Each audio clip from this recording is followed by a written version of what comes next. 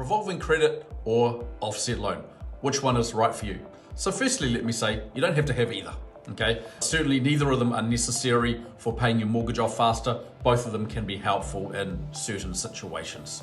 So firstly, I would just think about what kind of money personality are you? How good are you at controlling your funds? Do people say to you, man, you're good with your money? If you get comments like that and you're really good with your money, then I think you can probably make a revolving credit work. And the main limitation there for a lot of people is that it's just one account and you can have all your money coming in and out of it, and it's just hard to track. So for the people that are really successful with living out a revolving credit, they're often having to keep a spreadsheet alongside it to remind them what the money inside it is for. Pretty tough for the average person to do this. I find that this doesn't really align with natural human behavior.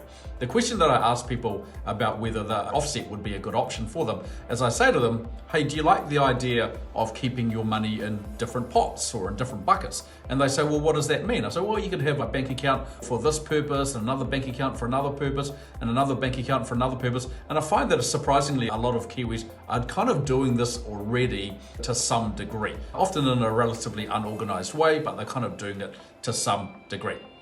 Now, whether you're doing that or not, it aligns a whole lot better with just natural human behavior, where you can just open up your internet banking, you can look into, could be your groceries bank account, for example, and you can see that, hey, I've got $300 this week allocated for groceries. I've already spent $200 of that money, and now I've got $100 left to spend. Pretty easy, right? So most people can work with that sort of idea and stay on track with their finances a lot easier with an offset type option, but you can certainly consider both options or neither and decide what one works for you.